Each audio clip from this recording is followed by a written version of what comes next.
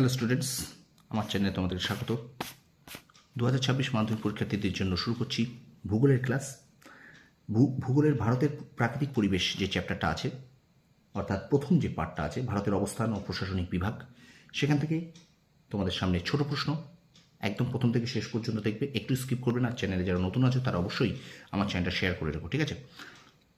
Short প্রশ্ন কিন্তু আমি প্রত্যেক দিন বলছি, শর্ট প্রশ্ন কোনো সাজেশন হয় না। শর্ট প্রশ্ন তোমাদেরকে প্রচুর পড়ে যেতে হবে, নয়তো তোমরা কিন্তু শর্ট প্রশ্ন করে আসতে পারবে না। আমি বলবো না যে শর্ট প্রশ্ন কমন পাবে, তবে শর্ট প্রশ্ন যদি তোমরা টেক্সট বই খুঁটিয়ে পড়ে যাও, অনেক প্রশ্ন দেখে যাও, অবশ্যই তোমরা শর্ট প্রশ্ন কিন্তু কমন পাবে, ঠিক আছে? কিন্তু ওই যে 100টা 200টা চালাকি সাজেশন চলবে না, চলবে না। 100টা 200টা আমি এমসিকিউ করে গেলাম, সব কিছু করে গেলাম, এখান থেকেই আসবে না ভাই, আমি দিতে পারবো না।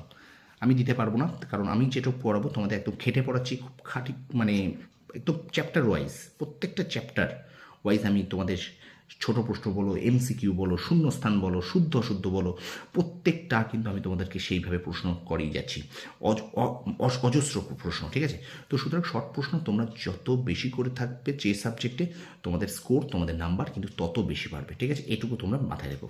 চলো শুরু করি এখনকার ক্লাস। ভারতের অবস্থান ও প্রশাসনিক বিভাগ যে চ্যাপ্টারটা, যে প্রথম পার্টটা আছে ভারতের প্রাকৃতিক পরিবেশ থেকে, সেখান থেকে দেখো প্রথম প্রশ্ন। ভারতের দক্ষিণতম বিন্দুর নাম কি? ইন্দিরা পয়েন্ট। ভারতের মূল ভূখণ্ডের দক্ষিণতম অংশের নাম কি? কন্যাকুমারিকা অন্তরীপ। কোন বিখ্যাত অক্ষরেখা ভারতের মাঝ বরাবর বিস্তৃত? কর্কট ক্রান্তি রেখা, 23.5 ডিগ্রি উত্তর। ভারত সহ প্রতিবেশী দেশগুলির সংগঠনের নাম কি? সার্ক। সার্কের সদস্য সংখ্যা কটি? 6টি।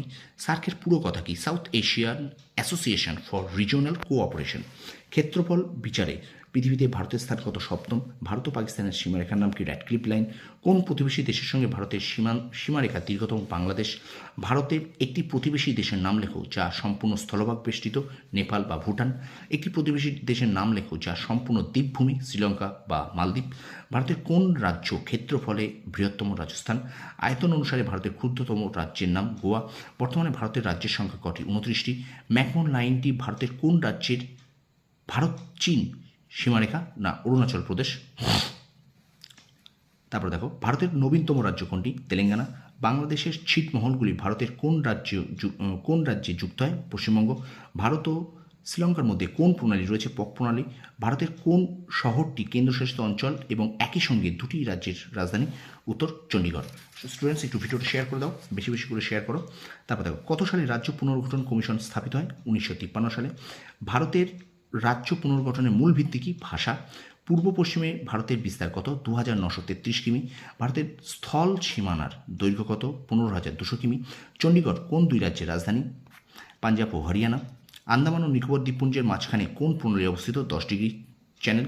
ভারতের সর্বাধিক প্রতিবেশী রাষ্ট্রের সীমানা স্পর্শকারী রাজ্য কোনগুলি? পশ্চিমবঙ্গ, অরুণাচল প্রদেশ ও জম্মু কাশ্মীর। 3টি করে দেখো, সর্বাধিক প্রতিবেশী রাষ্ট্রের সীমানার স্পর্শকারী রাজ্য, ঠিক আছে? পশ্চিমবঙ্গ, অরুণাচল প্রদেশ ও জম্মু কাশ্মীর, 3টি করে। ভারতের সব থেকে কম সীমানা স্পর্শকারী রাজ্য কোনটি? সিকিম। এবং শেষ প্রশ্ন, ভারতের সবচেয়ে বেশি আন্তর্জাতিক সীমানা স্পর্শকারী রাজ্য কোনটি? অরুণাচল প্রদেশ। প্রশ্নটা ভালো করে দেখো, ভারতের সবচেয়ে বেশি আন্তর্জাতিক সীমানা স্পর্শকারী রাজ্য কোনটি? অরুণাচল প্রদেশ। 3টি রাজ্যকে স্পর্শ করেছে, ভুটান, চীন ও মায়ানমার, ঠিক আছে? তো স্টুডেন্টস, এই পর্যন্ত ভিডিওটা থাকলো। ভিডিওটা কেমন লাগলো, আমার চ্যানেলটা কেমন লাগলো, অবশ্যই তোমরা কমেন্ট বক্সে কমেন্ট করে জানিও। আর অবশ্যই তোমরা একটু বেশি বেশি করে শেয়ার করে দাও। আমি বারবার বলছি, তোমরা একটু বেশি বেশি করে শেয়ার করে দাও। আর চ্যানেলে যারা নতুন আছো তারা অবশ্যই আমার চ্যানেলটা শেয়ার করো, সাবস্ক্রাইব করো, আর পাশে থাকা বেল আইকনটি প্রেস করে রাখো। তোমরা নিশ্চয়ই দেখতে পাচ্ছ আমি কিন্তু প্রত্যেক দিন তোমাদের জন্য সাজেশন, মানে তোমাদের জন্য শর্ট প্রশ্নের ঝুলি নিয়ে আসি প্রত্যেকটা সাবজেক্ট থেকে, বিশেষ করে আর্টস গ্রুপ থেকে, ইতিহাস, ভূগোল এবং বাংলা, ঠিক আছে? তোমরা অবশ্যই এই প্রশ্নগুলো করে যাও, আমি আশা করি তোমরা এখান থেকে উপকৃত হবে। ভিডিওটা ভালো লাগলে অবশ্যই আমার চ্যানেলটা শেয়ার করো, সাবস্ক্রাইব করো, পাশে থাকা বেল আইকনটি প্রেস করে রাখো। তোমরা সফল হও, তোমাদের সাফল্য কামনা করি। ধন্যবাদ।